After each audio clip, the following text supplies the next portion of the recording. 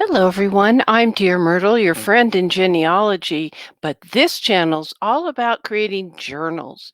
We're up to the part on this simple Japanese journal that I want to show you how I'm going to sew in the pages. Now, I haven't written in them all, but I will show you that on a flip through later. Basically, I'm going to sew it in, and I had to look at a variety of threads.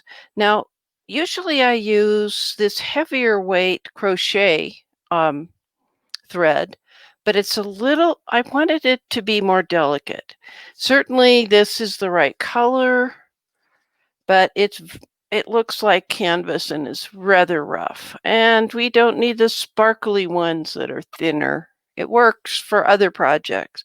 So I had a choice. Well, I even thought of um, floss that you use when you're doing, there we go, when you're doing counted cross stitch, or in this case, that is the kind of work that my sister-in-law does. But I didn't think the variegated color was going to go too well. I wanted something very simple and plain, and sari silk was out of the question. So it just happened I was in my or out of my craft room and into my quilting room, and happened to walk very close by a shelf that had several types of thread. This is 50 weight, I think. 50, yeah. I don't know what this is. 12, it says JP12, made in a country I can't pronounce. But anyway, I thought either one of these would work, but I selected this one. It was not variegated, and it seems like it will add a lot to our design. But before I can actually start using this thread, I'm going to use a Japanese implement I have. I bought it at Wajimaya up in Seattle. Actually, in downtown Seattle, we used to always go to the Bellevue one, and I'd take my dad and Blanche there, and they'd like to get the pork buns. It's called a screw punch. I guess the screw part is because you can put in different points, but this is the one I always use, and it helps me punch pages consistently. So what I did, I took a card and made markings, middle and two outsides, and I've now put them here on right along this outside seam where and this is just going to be a very informal soft-sided journal. The reason I have this bit of craft foam is that I don't want to puncture my cutting area. So all I have to do is match up and punch through so that I'll have a hole. Come on. Oops, there we go. Boy, it took a while for it to get through there. Punch through and punch through. Come on, there we go. Okay, now I have my 3 holes. Okay. Now I need to do the same thing with the pages, and this is important that you clamp the pages so that you can do this. Let's move all this stuff out of the way. By the way, I hope you like this video recording's quality better. I'm using StreamYard, but just to record, and I think it's actually doing better than Zoom is doing for me. Okay, now I kind of have to make those same punches, and I'm going to mark them. 1, 2, 3, and I've used these clips to hold the pages straight, but I notice they're slightly off. Let's see what I can do. It's never going to be perfect totally, and that's part of the beauty of these wonderful journals that you make from scratch. So I'm going to use the punch, punch, and punch. Okay, so I've got my punches. Now, there's debates as whether or not you should start on the outside or the inside, whatever you should do. I'm going to go down through this end one, match it up and come back through the middle. It's always fun to do this live on camera.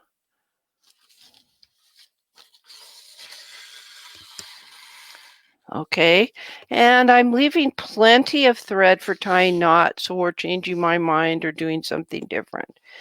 Now I'm going to go down. Some people start in the middle, but it's okay, wherever you want to start.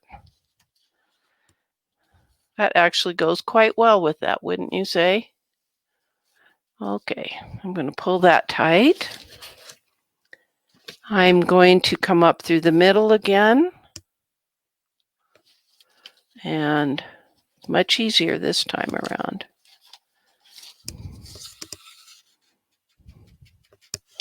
Let's be sure that I don't have any, yeah. Now I don't want anything on the outside to show other than the thread that you can barely see along here. I want this tie to be on the inside. And so now I'm going to pull it as tight as I can. Let's cut these a little shorter. Okay. And this is where it would help to have Mr. Mert's finger. I have to use my own. Where is girl kitty Bella when I need her? Okay, so I was able to pull that tightly. And then I'm going to do a square knot, which means I do it the other way. And yes, there's going to be tiny little tails showing, but that's the beauty of a handmade journal or book. And did I lose my pin? I don't want the cat to step on it. That would hurt. So now I can remove my little clips and my pages are now in my journal. That's major progress. So it still looks very streamlined. Now, a lot of the journals that I have made are very detailed with layer upon layer of things. And I have done some of that inside. And so when next we meet, I will take you through the flip through. I will have written in it. I will have pictures of my dad. Oh my golly, did I show you this thing?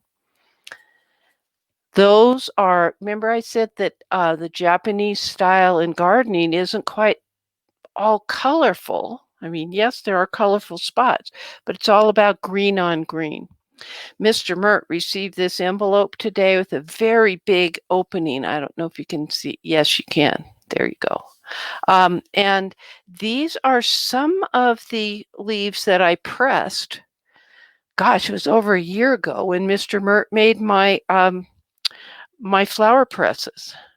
So I cut the envelope, aged it a little bit, and inside I just took a 4x6 card, cut it down, and glued these items on it. You can't tuck or pull anything out. It's just to look at it, but it shows the difference of texture and color, which is a theme that is green on green repeated throughout in a garden, a Japanese garden. Very simple. I got lots of places to write. And you know what? I had so much trouble printing this, and I used to be a calligrapher, that I decided when I start telling this story, I'm going to write because it'll go quicker for me. Now remember, this is the journal that I'm going to talk about, the gardens at Overlake. Anyway, I'm Dear Myrtle, your friend in genealogy. Happy family tree climbing and journaling, everybody.